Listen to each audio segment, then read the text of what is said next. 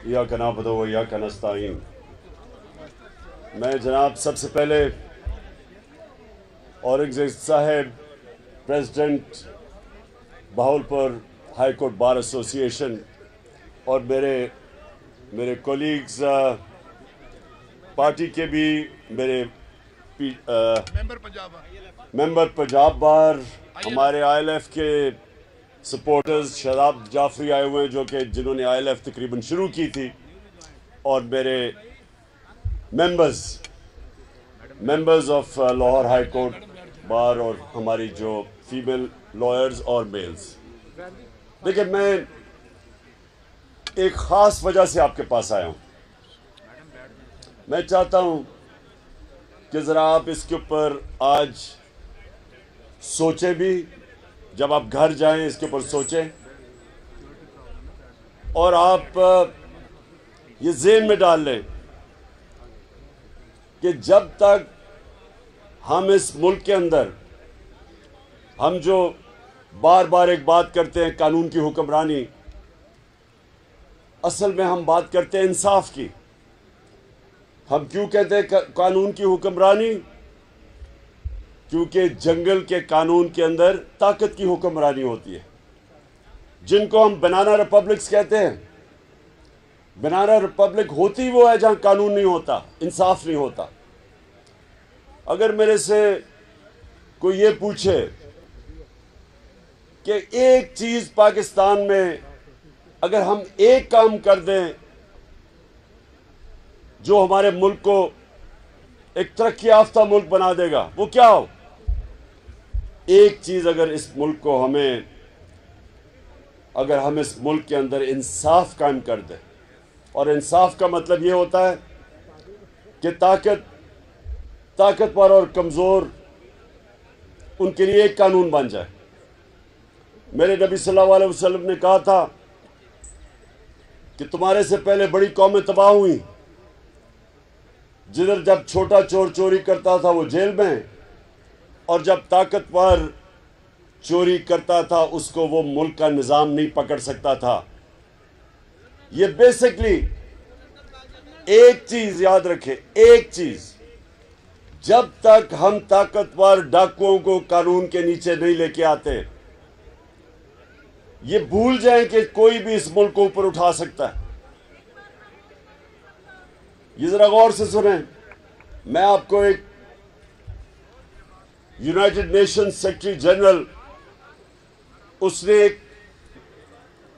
कि गरीब और अमीर मुल्कों के अंदर ये क्यों फासला बढ़ता जा रहा है, गरीब मुल्क गरीब हो रहे हैं, अमीर मुल्क अमीर तरीन होते जा रहे हैं, तो उसने एक पैनल बैठाई जिसका उसका नाम रखा फैक्ट आई पैनल। उसने बड़ी देर की रिसर्च के बाद किस नतीजे पे आया, और ये जरा गौर से सुने, क्योंकि ये पाकिस्तान के लिए बहुत जरूरी है कि हमारी कौम इस चीज को समझे। जो मैं 26 साल इस मुल्क के अंदर इंसाफ की जंग लड़ रहा हूं, करप्शन के खिलाफ, क्योंकि इंसाफ आएगा तो करप्शन खत्म होगी। तो वो जो फैक्ट आई पैनल की फाइंडिंग वो क्या थी, उसके मुताबिक हर साल डेवलपिंग वर्ल्ड, यानी कि हमारी तरह के मुल्क जो डेवलप हो रहे हैं, गरीब मुल्क, उन मुल्कों से 1700 अरब डॉलर 1700 अरब डॉलर गरीब मुल्कों से चोरी होके अमीर मुल्कों में जाते हैं, ऑफशोर अकाउंट्स पे जाते हैं, बड़े बड़े लंदन के फ्लैट्स खरीदे जाते हैं।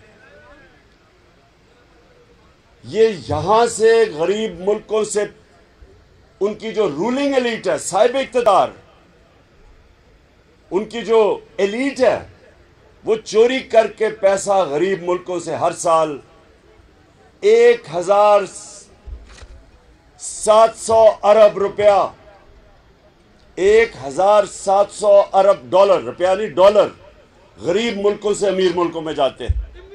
एक मिनट, अभी नहीं, सुने, एक मिनट सुन लें। ये बड़ा ज़रूरी है आपके लिए सुनना, क्योंकि मैं तो आया اصل میں آپ کو اس جہاد کے لیے تیار کرنے کے لیے آیا ہوں. میں پہلے سمجھ جائے نا وہ جہاد ہے کیا. یہ اگر آپ کو سمجھ نہیں آئے گی کہ آپ کس قسم کی جہاد لڑ رہے ہیں تو آپ خود کو حملہ کر دیں گے. میں چاہتا ہوں کہ سوچ سمجھ کے جدوجہد کی تیاری کریں. دیکھیں جب تک جو میرے نبی صلی اللہ علیہ وسلم نے 1500 سال پہلے تقریباً تب کہا تھا کہ جب تک آپ بڑے ڈاکوؤں کو قانون کے نیچے نہیں لے کے آئیں گے وہ ملک نہیں بچ سکتا بربادی سے. کیونکہ چھوٹا چور کتنی چوری کر لے گا. چھوٹا چور تو چلے بھینس چوری، گائے چوری، یا یہ موٹر سائیکل گاڑی زیادہ سے زیادہ. لیکن جو بڑا ڈاکو ہے وہ صرف میں شہباز شریف اور بیٹوں نے جو صرف ایف آئی اے کے اندر ان کی چوری پکڑی گئی ہے 16 ارب روپیہ جو پکڑا گیا. جو نہیں پکڑا گیا وہ تو گیا باہر. یعنی جو ایف آئی اے نے پکڑا تھا وہ 1700 تھا. زرداری کا یہ جو اومنی فیک اکاؤنٹس وہ 100 ارب سے بھی زیادہ ہے. تو جو چھوٹا چور ہے وہ کتنی چوری کرے گا. بڑا چور جو میرے نبی صلی اللہ علیہ وسلم نے کہا تھا ملک تو تب تباہ ہوتا ہے جب بڑے چوروں کو آپ نہیں پکڑتے. وہ جب پیسہ چوری کرتے ہیں وہ بستر کے نیچے تو اربوں روپیہ نہیں چھپ سکتا. اس کو ہنڈی حوالے سے بھیجنا پڑتا ہے ڈالر لے کے. ڈالرز کی کمی ہو جاتی ہے. جب ڈالرز کی کمی ہوتی ہے روپے پہ پریشر پڑ جاتا ہے، روپیہ گرنا شروع ہو جاتا ہے. جب روپیہ گرتا ہے ہر چیز مہنگی ہو جاتی ہے، غربت پھیل جاتی ہے. اور جس ملک کے اندر آپ کی کرنسی کرنا شروع ہو جائے باہر سے سرمایہ کاری نہیں ہوتی، فورن انویسٹمنٹ نہیں آتی، ملک ترقی نہیں کرتا. تو میرے عظیم لیڈر نے تو 1500 سال پہلے کہہ دیا تھا کہ اگر آپ بڑے ڈاکوؤں کا معاشرہ آپ کا انصاف کا نظام نہیں پکڑے گا وہ تباہ ہو جائے گا. چھوٹے چوروں کو پکڑنے سے کیا فائدہ. سارے جتنے آپ کے جیل میں اس وقت جتنے بھی آپ کے چور بیٹھے ہوئے نا، پتہ نہیں 70,000 میں سے کتنوں نے چوری کی ہوئی ہے، ان ساروں کا پیسہ آپ اکٹھا کر دیں تو ایک Shahbaz Sharif and sons corruption limited company جنہوں نے ایک کھانچا مارا ہے وہ 16 ارب کا جو ان کا ایف آئی اے کا کیس ہے وہ سارے چوروں کے سے زیادہ پیسہ ہے. سو اس لیے جو میں آج سب کو آپ کو تیار کرنے آیا ہوں، دیکھیں ہم نے مل کے اپنے آپ کو حقیقی طور پہ آزاد کرنا ہے. حقیقی طور پہ آزاد ہو ہی نہیں سکتے جب تک انصاف نہ ہو، کیونکہ انصاف لوگوں کو آزاد کرتا ہے. اب مجھے یہ بتائیں کہ 25 میں ہم کیا کر رہے تھے جو اتنا کریک ڈاؤن ہوا. میرے اوپر کوئی ابھی تک پتہ نہیں 16 ایف آئی آر ہیں، ساروں کے اوپر ایف آئی آر. ہمارے فاروق اعظم اس عمر میں پکڑ کے جیل میں ڈال دیا. خواتین کو پکڑ لیا 2 بجے گھر میں پولیس سے چھاپے مارے. یعنی پولیس نے 2 بجے ایسے گئے چھاپے مارے جیسے پتہ نہیں کون مجرم تھے. اور جرم کیا تھا کہ ہم نے فیصلہ کیا تھا لانگ مارچ کا. تو لانگ مارچ کا تو 2 ہمارے دور میں فضل الرحمان نے بھی فیصلہ کیا تھا. جی ڈیزل صاحب نے بھی فیصلہ کیا تھا. اور پھر کام پہ ٹانگنے والی بلاول نے بھی فیصلہ کیا تھا. تو ہم نے تو کبھی کسی کو نہیں روکا. ہم نے تو ویسے وہ ایک مریم بھی ایک لے کے آئی تھی کوئی لانگ مارچ قسم کی، وہ راستے میں گم ہو گئی. تو ہم نے تو کبھی کسی کو نہیں روکا. ہم نے نہ کسی کے لیے کوئی کنٹینر کھڑے کیے، نہ ہم نے ان کو کوئی ایف آئی آر کاٹی. تو ہمارے دور میں تو 3-4 لانگ مارچ ہوئی تھی. ہم نے بھی وہ ایک لانگ مارچ اناؤنس کی. پتہ ہزاروں لوگوں کو جیلوں میں ڈالا، لوگوں کے گھروں میں چھاپے مارے. اور پھر جب وہاں دیکھ رہے ہیں عورتیں بچے، وہاں اسلام آباد میں دیکھ رہے ہیں عورتیں بچے لبرٹی چوک میں، ان کے اوپر شیلنگ کی گئی.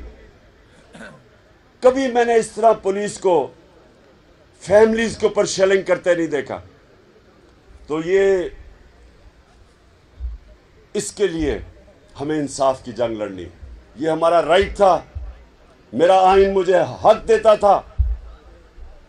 میرا آئین مجھے پرامن احتجاج کرنے کا حق دیتا تھا. اور پرامن احتجاج کیوں؟ کہ ملک کے اوپر بڑے بڑے ڈاکوں کو مسلط کر دیا گیا ایک سازش کے تحت. تو ہمیں اتنا بھی حق نہیں تھا کہ ہم پرامن احتجاج کر سکیں. ڈنڈے چلائے انہوں نے, ایسا ظلم کیا. اور اس کے بعد مسلسل کبھی میڈیا کے اوپر کریک ڈاؤن, اچھے نامور کریڈیبل وہ صحافی جن کی عزت ہے معاشرے میں, ان کے اوپر کریک ڈاؤن. وہ ملک سے باہر گئے ہوئے ہیں. میڈیا بھی ARY کے اوپر اس کو بند کیا ہوا. وہ اب ہم اسلام آباد ہائی کورٹ کا شکر ادا کرتے ہیں کہ انہوں نے اس کو بحال کیا. کبھی اس طرح کا جو خوف جو شہباز گل سے ہوا, جو اس کے بعد وہ جمیل فاروقی وہ ایک ننگا کر کے لوگوں کو مارا گیا, ایسے کبھی نہیں ہوا. جو اپوزیشن لیڈر, سندھ کا اپوزیشن لیڈر حلیم عادل شیخ, جو اس طرح اس سے کیا جا رہا ہے, وہ ایک کیس سے نکلتا ہے دوسرے کیس میں زرداری ڈال دیتا ہے. کیونکہ یہ مجرم ہے, زرداری مافیا ہے, یہ شریف خاندان مافیا ہے. یہ تو ڈیموکریٹس ہی نہیں ہے. اور اس کے لیے مجھے اپنی وکلا برادری کی ضرورت ہے, کیونکہ اس وقت جنگ ہے انصاف کی.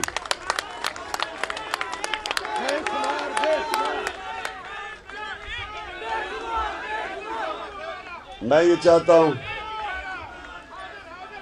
کہ میں چاہتا ہوں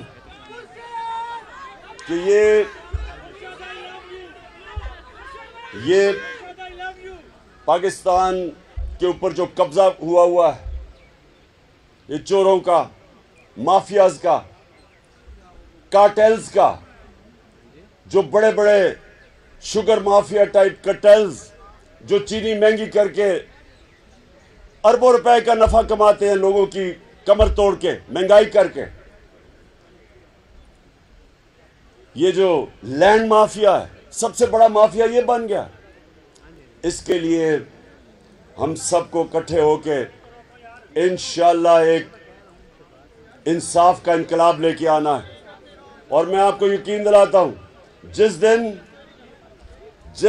ہم نے رول آف لا, قانون کی بالادستی, جس دن ہم نے طاقتور کو قانون کے نیچے لیا ہے, جس دن کسی کی جرت نہ ہو کہ کسی کو جیل میں ٹارچر کیا جائے, کسٹوڈیل ٹارچر جسے کہتے ہیں, جو صحافی ہیں وہ ان کی آزادی ہو اپنی رائے کے لیے. ہاں, اگر قانون میں اگر وہ کسی کی توہین کرتے ہیں, کسی کو لائبل کرتے ہیں, تو قانون میں اس کی بھی سزا ملنی چاہیے جس طرح مغرب میں ملتی ہے. لیکن یہ نہ ہو کہ چینلز کو بند کر دیا, وہ اپنی جان بچا کے صحافی باہر بھاگ رہے ہیں. کسی کو عمران ریاض جیسے صحافی کو جیل میں ڈال دیا. وہ جو ارشد شریف جس کی اتنی رسپیکٹ ہے, اس کو چینل سے نکال دیا, وہ باہر ملک سے چلا گیا. یہ تو کوئی جمہوریت نہیں ہے. تو جمہوریت کو کون پروٹیکٹ کرتا ہے؟ سب سے زیادہ وکلا پروٹیکٹ کرتے ہیں. قانون پروٹیکٹ کرتا ہے جمہوریت کو, آئین پروٹیکٹ کرتا ہے, اور آئین کے ساتھ کھڑے ہوتے ہیں آپ. اور یاد رکھیں, پاکستان موومنٹ میں جو ہمارے نظریاتی لیڈر علامہ اقبال اور جو ہمارے عظیم لیڈر قائد اعظم, دونوں آپ کی برادری سے تھے, دونوں وکلا کمیونٹی سے تھے. اور پاکستان کے اندر خاص ایک رسپیکٹ ہے وکلا کی. اس لیے میں اپنی ساری پاکستان کی وکلا کمیونٹی کو آج دعوت دے رہا ہوں, جو مرضی پارٹی کے لیے آپ ووٹ کریں, یہ اس کا میرا کوئی مقصد نہیں کہ مجھے کوئی فرق نہیں پڑتا, لیکن قانون کے لیے.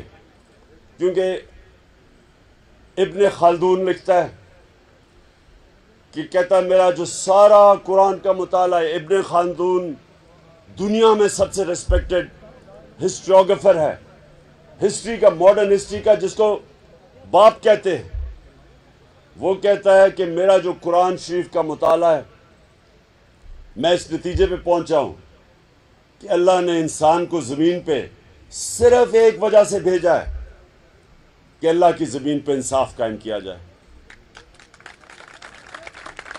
اور یہی انصاف ہی فرق ہے، اصل میں تو انصاف ہی فرق ہے جانوروں کے معاشرے میں اور انسان کے معاشرے میں۔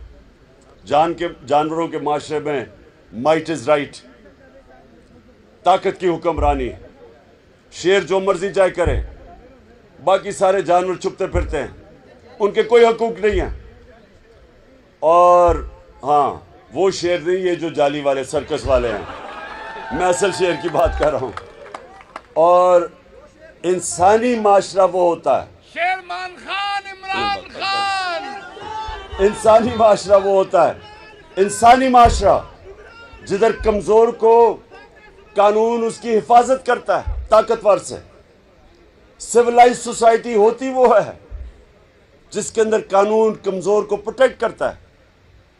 جب تک اگر قانون پروٹیکٹ نہیں کرتا کمزور کو، تو وہ پھر انسانی معاشرہ نہیں ہوتا، وہ صرف عقل مند جانور ہوتے ہیں، عقل مند جانوروں کا معاشرہ ہوتا ہے۔ اور یہ اس لیے اللہ نے، میں بھی یہ سمجھتا ہوں کہ جو اللہ نے 1,40,000 پیغمبر بھیجے تھے دنیا میں، ان ساروں کی جو کامن مشن تھی وہ کیا تھی؟ وہ دو چیزوں کی بات کرتے تھے، انصاف اور انسانیت۔ یہ دو چیزیں، کیونکہ یہ دونوں چیزیں ہمیں جانوروں سے فرق کرتی ہیں، اس لیے اللہ نے پیغمبر بھیجے تھے ہمیں انسان بنانے کے لیے۔ اور اس لیے انشاءاللہ پاکستان میں جو اب ہماری جہاد ہے وہ ہے انصاف کی۔